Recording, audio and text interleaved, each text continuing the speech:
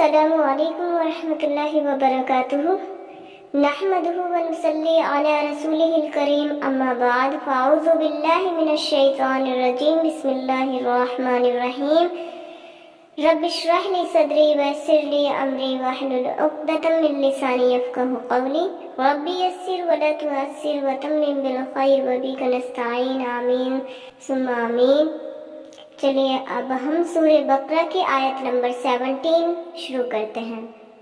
مثالہم ان کی مثال، مثالہم ان کی مثال، مثالہم ان کی مثال، مثالہم ان کی مثال، کمثل الذی اس شخص کی مثال کی طرح ہے جو، الذی جو، کا کی طرح، مثل مثال، کمثل الذی اس شخص کی مثال کی طرح ہے، استوقد نارن جلائی آگ، نارن کہتے ہیں آگ کو، استوقد نارن جلائی آگ، فلما پس جب، فلما پس جب، فلما پس جب، اضاءت روشن کر دیا، اضاءت روشن کر دیا، اضاءت روشن کر دیا، ما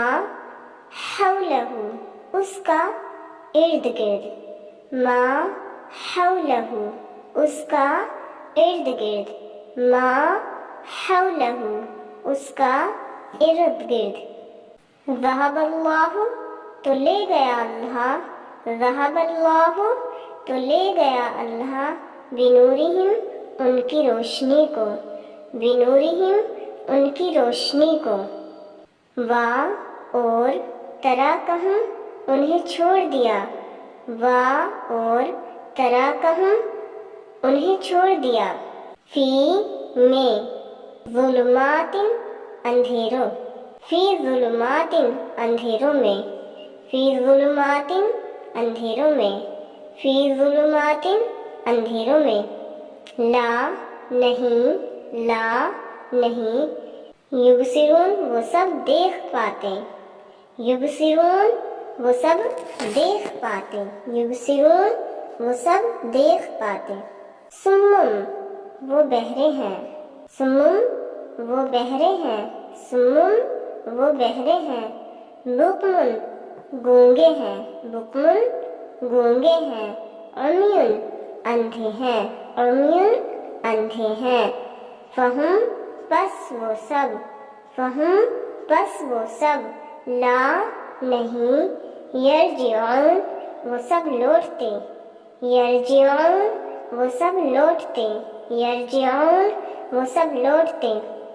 مکمل ترجمہ دیکھ لیتے ہیں اب۔ ان کی مثال اس شخص کی مثال کی طرح ہے جو جلائے آگ، پس جب روشن کر دیا اس کا ارد گرد تو لے گیا اللہ ان کی روشنی کو اور انہیں چھوڑ دیا اندھیروں میں، نہیں وہ سب دیکھ پاتے، وہ بہرے ہیں، گونگے ہیں، اندھے ہیں، بس وہ سب نہیں، وہ سب لوٹتے۔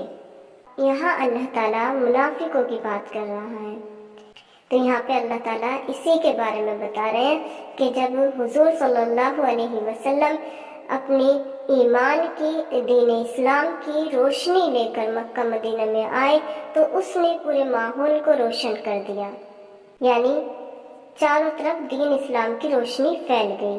اس کے بعد بھی ان منافقوں نے اس روشنی کو دیکھا، سمجھا، جانا، پھر بھی اس کا انکار کیا، اس پر عمل نہیں کر پائے۔ پھر اللہ تعالیٰ یہاں پہ کہہ رہا ہے تو اللہ تعالیٰ نے ان کی روشنی کو، یعنی دین اسلام کی روشنی کو ان سے چھین لیا اور انہیں اندھیروں میں چھوڑ دیا، اور وہ پھر کچھ دیکھ نہیں پاتے۔ کہنے کا کیا مطلب ہے؟ یعنی کہ اتنا سب کچھ ان کے سامنے آیا، حضور صلی اللہ علیہ وسلم کھلا کھلا پیغام لے کر آئے، صحابہ ان کے ساتھ آئے، سب نے دیکھا اور سمجھا، اور جو اپنانے والے تھے انہوں نے اپنایا بھی، دل سے اسلام کو ایکسیپٹ کیا۔ لیکن ان منافقوں نے کیا کیا؟ دیکھنے اور سمجھنے کے بعد بھی پھر بھی اس پر عمل نہیں کیا۔ انہوں نے دل سے اسلام کو قبول ہی نہیں کیا تو کس میں جائیں گے پھر یہ؟ روشنی کو چھوڑ کر، دین اسلام کی روشنی کو چھوڑ کر اندھیروں میں ہی تو جائیں گے۔ تو بس اللہ تعالیٰ نے انہیں اندھیرے میں کر دیا، اندھیروں میں چھوڑ دیا۔ اسی کے بارے میں یہاں پہ ذکر کیا گیا ہے۔ اور اللہ تعالیٰ کیا کہہ رہا ہے کہ وہ بہرے ہیں، گونگے ہیں، اندھے ہیں۔ یعنی بہرے کیسے؟ یعنی ان کو حضور پاک صلی اللہ علیہ وسلم ساری باتیں سمجھا رہے ہیں، دین اسلام کا پیغام دے رہے ہیں، پھر بھی کان ہوتے ہوئے وہ نہیں سن پا رہے، گونگے ہیں، اندھے ہیں، یعنی کہ زبان سے دین اسلام کا ذکر وہ نہیں کر پا رہے، اللہ تعالیٰ کا ذکر نہیں کر پا رہے، تو گونگے ہیں، امیون، اندھے ہیں، انہیں دین اسلام کی روشنی دکھ رہی ہے، حضور صلی اللہ علیہ وسلم پیغام دیتے ہوئے دکھ رہے ہیں، لیکن پھر بھی وہ ان آنکھوں سے نہیں دیکھ پا رہے، کیونکہ وہ اتنا دور نکل چکے ہیں، سب کچھ دیکھتے، سنتے، سمجھتے ہوئے بھی گونگے بہرے بنے ہوئے ہیں۔ اللہ تعالیٰ نے ان کو ڈھیل دے دی اور انہیں اندھیروں میں چھوڑ دیا اور ان سے دین اسلام کی روشنی کو چھین لیا۔ وہ واپس نہیں لوٹیں گے۔ لیکن یہاں پہ بھی اللہ تعالیٰ سختی کے ساتھ نہیں کہہ رہے کہ وہ بہرے ہیں، گونگے ہیں، بس یہ نہیں، وہ سب نہیں لوٹتے۔ اللہ تعالیٰ یہاں پہ اس طرح کے انداز میں کہہ رہے ہیں جیسے کہ ایک ماں ہوتی ہے، اپنے بچے کو آواز دیتی ہے اور وہ بچہ سنتا نہیں ہے، تو پھر ماں ناراض ہو کر اٹھتی ہے اور کہتی ہے کہ بس اب یہ نہیں سمجھتا، اب یہ نہیں سمجھے گا۔ تو بالکل ویسا والا ہی انداز اللہ تعالیٰ کا یہاں پر ہے۔ اب یہاں پہ ہمیں سمجھنے کی یہ بات ہے ہمارے لیے کہ حضور صلی اللہ علیہ وسلم نے جب پیغام دیا، جتنے بھی صحابہ تھے ایسے ہی دین اسلام پر نہیں آ گئے، انہیں دین اسلام قبول کیا، اس کے بدلے میں انہیں اپنی جانوں پر بہت بہت بڑے ظلم سہنے پڑے، بہت ساری پریشانیوں کا سامنا کرنا پڑا۔